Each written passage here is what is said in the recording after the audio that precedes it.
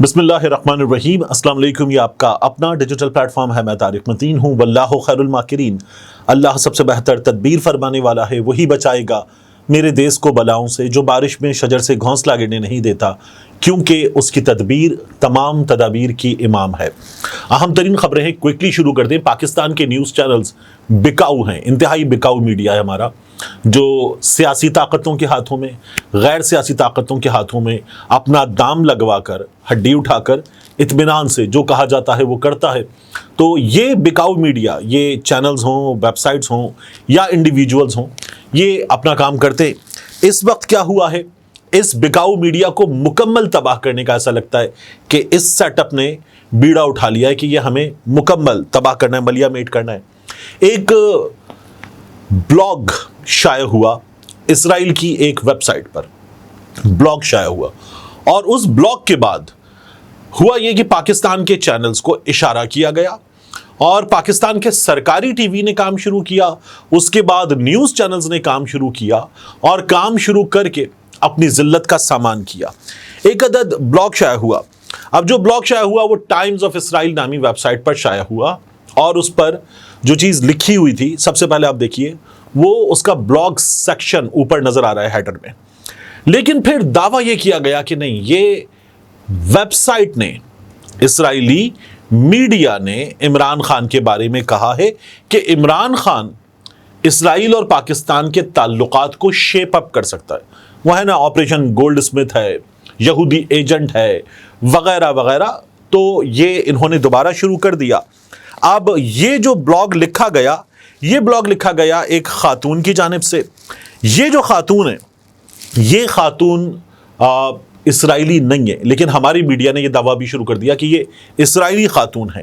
یہ دعویٰ بھی شروع کر دیا کہ یہ ویب سائٹ نے لکھا ہے، یہ بلاگ ہے۔ ویب سائٹ کا ہوتا ہے ایڈیٹوریل، جو اس اخبار کی، اس ویب سائٹ کی اپنی رائے ہوتی ہے، یعنی وہ کسی اور سے ایٹریبیوٹڈ نہیں ہوتا۔ ایک ہوتا ہے کالم، کالم ہوتا ہے یا اوپڈ ہوتا ہے، وہ کسی مستند صحافی کا باقاعدہ طور پر لکھا گیا ایک رائے ہوتی ہے اس کی، اور وہ ہمارے سامنے آتا ہے۔ جبکہ بلاگ جو ہے، اس کے بارے میں جب آپ جا کر گوگل کریں تو آپ کو پتہ چلتا ہے کہ ایک انڈیویجول کی انفارمل اسٹائل میں لکھی گئی چیز ہے۔ اب یہ خاتون ہے آئینور بشیرووا، فائیور پہ جو ان کا پروفائل پڑا ہوا ہے اس کے مطابق یہ خاتون ہے۔ اب یہ خاتون کہیں سے بھی اسرائیلی خاتون نہیں ہے، لیکن ہمارے دنیا نیوز کا، میں جو آپ کو اسکرین شاٹ دکھا رہا ہوں، دنیا نیوز نے لکھا، پانی پی ٹی آئی نے گولڈ سمتھ فیملی کے ذریعے اسرائیلی حکام کو پیغامات بھیجے، اسرائیلی بلاگر۔ اب یہ اسرائیلی بلاگر نہیں ہے، یہ آذربائیجان کی ہے۔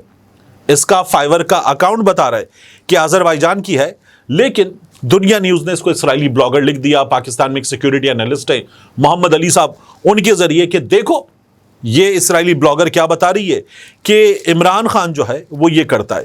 پھر اس کے بعد ہماری کچھ صحافیوں نے بھی سوشل میڈیا پر ایک بار پھر آ گئے، وہ چاؤں پاؤں کرتے ہوئے، اور بتانے لگے کہ اس صحافی نے، اسرائیل کی ویب سائٹ نے عمران خان کے بارے میں کیا لکھ دیا ہے۔ یہ وہ ڈفرز ہیں جو کچھ دن پہلے کہہ رہے تھے ٹیلی گراف نے لکھا ہے عمران خان طالبان کا حامی ہے، عمران خان بڑا اسلامسٹ ہے، اور اب یہ لوگ کہہ رہے ہیں عمران خان یہودی ایجنٹ ہے۔ مطلب ان کے اپنے کندھوں کے اوپر موجود منزل میں بھوسا بھرا ہوا ہے۔ آپ کہہ رہے ہیں کہ عمران خان جو ہے وہ اسلامسٹ ہے، پھر کہتے ہیں عمران خان یہودی ایجنٹ ہے۔ اب اس نئی تحریر کے مطابق عمران خان، جس نے پاکستان میں سب سے زیادہ واضح انداز میں کہا کہ جو قائد اعظم کی پالیسی وہ ہماری پالیسی، تو یہ انہوں نے شروع کیا۔ اور ان خاتون نے خود جب اس کو ٹویٹر پہ پوسٹ کیا تو انہوں نے لکھا، my news article about how Imran Khan could shape Israel Pakistani relations. اب یہ آئینور بشیرووا جو ہیں، ان کے ٹوٹل فالوورز یہ ہیں 364، اور یہ بھی جب ان کا یہ آرٹیکل آ گیا تو اس کے بعد کچھ بڑھے ہیں، ورنہ ان خاتون کے جو فالوورز تھے وہ کسی فارغ سے بچے سے زیادہ نہیں تھے۔ یعنی 364 فالوورز، پاکستان کا چینل اس خاتون کو لے کے ڈسکس کر رہا ہے، پاکستان میں بڑے بڑے صحافیوں کے، حامد میر صاحب، انصار عباسی صاحب، سلیم صافی صاحب اور بڑے بڑے نام، ان کے ملینز میں سبسکرائبرز ہیں، اور ہمارا چینل ان خاتون کو ڈسکس کر رہا ہے پاکستان کے بڑے بڑے تجزیہ کاروں کو لے کر۔ ایک اور چیز دیکھیے ان خاتون کے بارے میں. ان خاتون کا جو فائور اکاؤنٹ ہے وہ کیا بتاتا ہے. وہ فائور پہ انہوں نے لکھا ہوا ہے I will be your article writer comma translator comma editor and more. کتنے میں؟ 4 پاؤنڈ میں. 4 پاؤنڈ میں یہ بی بی پاکستانی 1460 روپے کے آس پاس یہ آپ کے لیے سب کر دیں گی. تو اتنا سستا. ہمارے ہاں تو 7 لاکھ روپے میں 12 لاکھ روپے میں جو عمران خان کے خلاف بول رہے تھے ان کو سرکاری ٹی وی پہ بھرتی کیا گیا. اتنی تذلیل کہ اتنے چینلز پہ کوریج تو ان لوگوں کی بھی نہیں ہوتی جتنی اس 1460 روپے والی کی ہو رہی ہے. تو یہ تو زیادتی ہے. ورنہ کوئی گڑ مانگتا ہے اس کو گڑ گھر پہنچایا جاتا ہے. یہاں اس کو اتنی کوریج دے رہے ہیں تو یہ زیادتی ہے. تو میں نے کہا سب سے پہلے تو آپ کو یہ بتاؤں. اس کے بعد عمران خان صاحب نے اڈیالہ جیل سے جو پیغام بھیجا ہے اس پیغام کی بات کرتے ہیں. عمران خان صاحب نے ایک بار پھر گفتگو کی ہے, پہلے سے زیادہ سخت گفتگو کی ہے. اور یہ جو ہوتا ہے نا کہ دیکھیں عمران خان کیا کر رہا ہے, ترلے کر رہا ہے. عمران خان صاحب کی گفتگو میں آپ کے سامنے رکھ دیتا ہوں. عمران خان صاحب کہتے ہیں کہ اسکاٹ لینڈ یارڈ میں وائٹ کالر کرائم کے لیے فراڈ اسکواڈ موجود ہے. چوری کرنی ہے تو عاصم منیر, یہ عمران خان صاحب نے کہا ہے, اور اسٹیبلشمنٹ کے ساتھ مل جائیں اور جو مرضی کریں, ان کے ساتھ مل جائیں تو سارے کیسز ختم. یہ انصاف نہیں ہے. اس ملک کو ڈنڈے کی نہیں انصاف کی ضرورت ہے. ہم بھیڑ بکریاں نہیں, انسان ہیں. انصاف ہوتا ہے تو امن آتا ہے. کہتے ہیں کہ نون لیگ کے ساتھ نہیں بیٹھتے, انہوں نے الیکشن میں ڈاکہ مارا ہے, ان کے ساتھ کیسے بیٹھ جائیں. 22 اگست کا جلسہ منسوخ کرنے کے لیے منتیں کی گئی تھیں, 8 ستمبر کو جلسہ کرنے کی یقین دہانی کروائی گئی, مگر اب اس میں بھی رکاوٹیں کھڑی کی جا رہی ہیں. کہتا ہوں کہ 8 ستمبر کو عوام نکلے, یہ حقیقی آزادی کی جنگ ہے, انصاف سے آتی ہے آزادی, اس کے لیے قوم باہر آئے.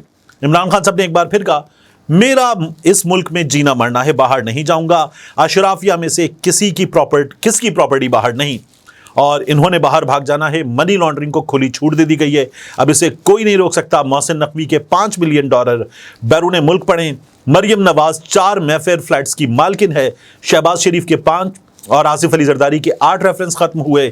فریال ٹالپور کی دبئی لیکس میں 5 جائیدادیں سامنے آئیں.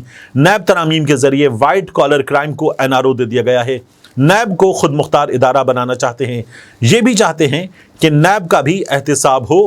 عمران خان صاحب نے یہ باتیں کی. اور میں آپ کو ایک اور چیز بتاؤں, اب ہوا یہ ہے کہ یہ جو توشہ خانہ 2 ریفرنس تھا عمران خان صاحب کا, یہ سماعت کے لیے اب منتقل کر دیا گیا ہے احتساب عدالت کے جج نمبر 2 کو. اب ایڈمنسٹریٹو جج ناصر جاوید رانا, انہوں نے یہ ریفرنس احتساب عدالت نمبر 2 کے جج محمد علی وڑائچ کو بھجوا دیا ہے.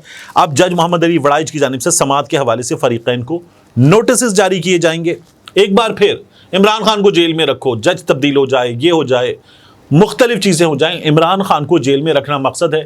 یہ رانا ثناء اللہ نے کہا تھا ٹیلی ویژن پہ بیٹھ کے کہ ٹھیک ہے اگر وہ جیل سے باہر آنے کی کوشش کر رہے ہیں, اپنے مقدمات لڑکے, یہ بندہ ہے جو اپنے مقدمات لڑکے, میاں صاحب تو چلے گئے تھے 4 ہفتوں کی اجازت پہ 4 سال کے لیے, تو وہ کہتے ہیں کہ ہم اندر رکھیں گے اس کو.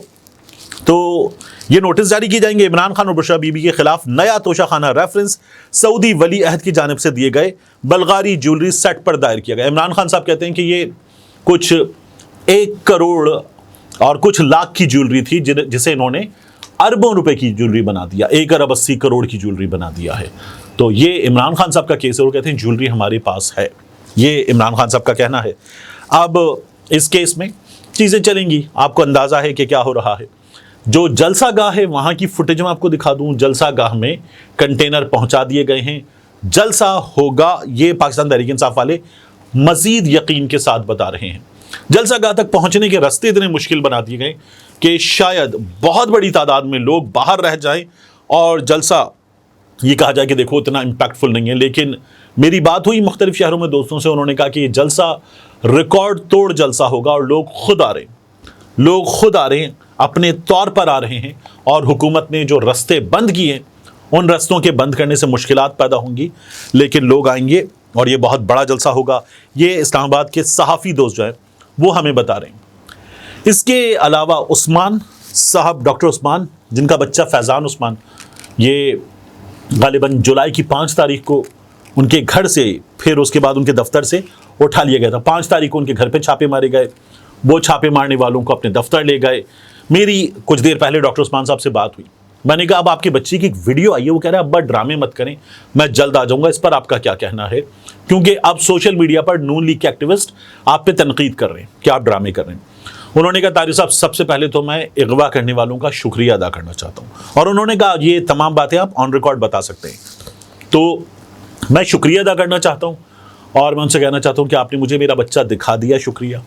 आप ये कह रहे हैं कि मेरा बच्चा ठीक है, जल्द वापस आ जाएगा इस पैगाम के जरिए, शुक्रिया। मेरा बच्चा मुझे कह रहा है अब्बा ड्रामे बंद करें, और वो मुझे गालियाँ भी देगा, तो मुझे पता है कि मेरा बच्चा इस वक्त जहाँ है उसके पैगाम को मैं समझ सकता हूँ। तो जो अगवा कार है मैं उनको शुक्रिया करता हूँ। मैं कहता हूँ कि आप ये कह रहे हैं कुछ दिन में आ जाएगा, तो मैं आपकी बात पे यकीन करता हूँ, और वो अपने बच्चे के लिए ट्विटर स्पेस भी करने जा रहे हैं। तो डॉक्टर उस्मान साहब से मेरी बात हुई, मैंने कहा जब वो लेकर गए थे क्या हुआ, क्या कह रहे थे? उन्होंने कहा मुझे उस वक्त उन्होंने यही बताया कि हम जो है वो आपके बच्चे को ले जा रहे हैं, कुछ कॉल रिकॉर्ड, कुछ सवालात करने, वापस दे देंगे 2 दिन में। फिर कहा 5 दिन में आ जाएगा, नहीं आया। मैंने कानून नाफिज करने वाले इदारों से रुजू कर लिया, और जो लेकर गए थे उनकी फुटेजेस वगैरह सोशल मीडिया पर वायरल हैं। मैं उनकी गाड़ियों से, उनके हुलिये से, उनकी गुफ्तगू से जानता हूँ कि वो कौन है। तो मैं ये उम्मीद करता हूँ कि वापस आ जाएंगे। वो आर्मी चीफ से भी, उनकी अहलिया से भी, DGSI से भी, उनकी अहलिया से भी, कि ये दोनों मेरी बहनें हैं, मैं अपील करता हूँ कि मेरा बच्चा वापस कर दें। ये बात सोशल मीडिया पे बार बार कर चुके। मैंने कहा कोई पैसे मांगे गए? उन्होंने कहा वो जो आए थे उनकी गुफ्तगू से मुझे, उन्होंने खुद तो नहीं कहा कि पैसे देते, लेकिन उनकी गुफ्तगू से मुझे लगा कि वो पैसे पे बड़ी नज़र रखे हुए हैं। कहने लगे डॉक्टर साहब आप इतना कमाते हैं, AC नहीं है, इतनी आपने शादियाँ कर ली हैं, तो ये क्या माजरा है? तो मुझे लगा कि ये मेरे पैसे पे भी नज़र रख के बैठे हुए हैं। कहने लगे लेकिन उन्होंने पैसे मांगे नहीं।